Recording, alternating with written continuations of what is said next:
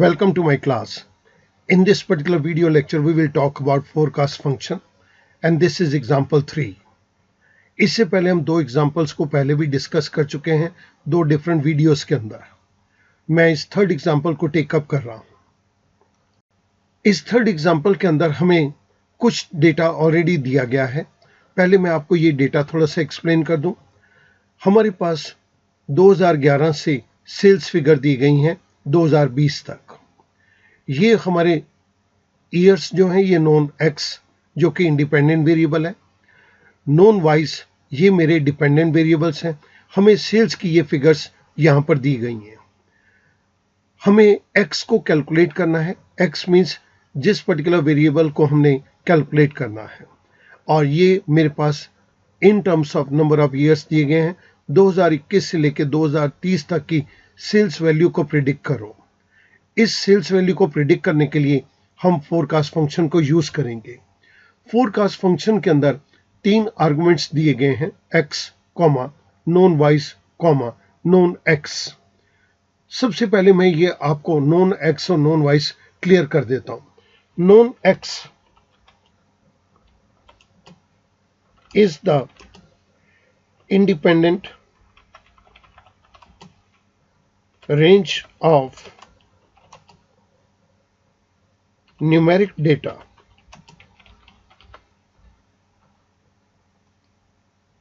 non-wise is the dependent variable.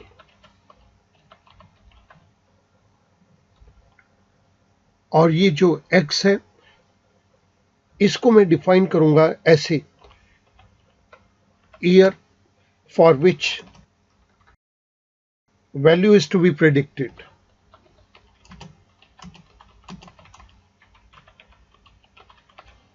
आइएगा इस function को शुरू करते हैं.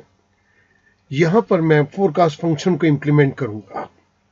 मैं इस जगह के ऊपर सेल्स की वैल्यू को फोरकास्ट करना चाहता हूं, तो मैंने ये सारा का सारा एरिया सिलेक्ट कर लिया. इसके बाद मैं फोरकास्ट फंक्शन को फॉर्मूला बार के अंदर लिख रहा हूं.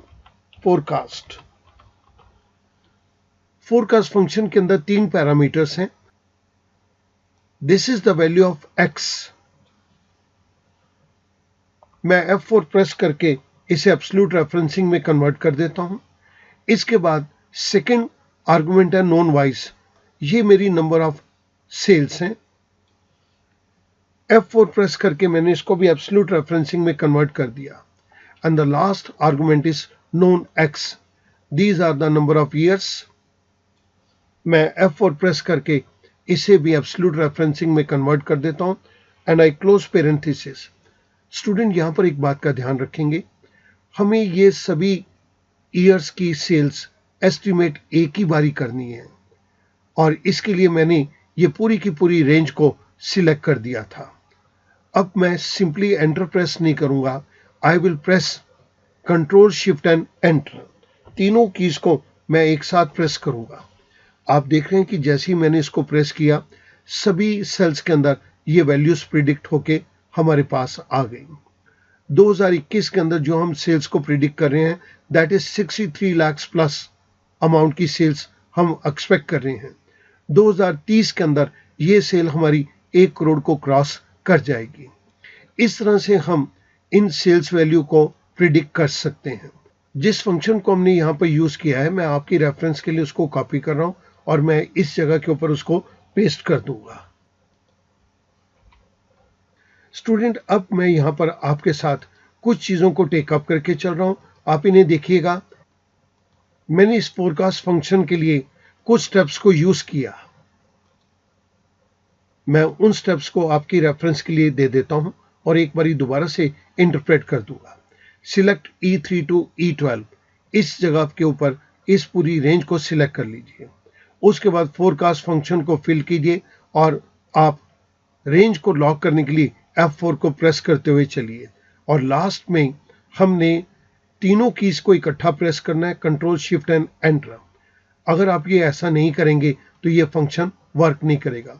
स्टूडेंट, आप नोट कीजिएगा, यहां पर कर्ली ब्रैकेट्स एक्सेल ने इंपोज कर दी हैं।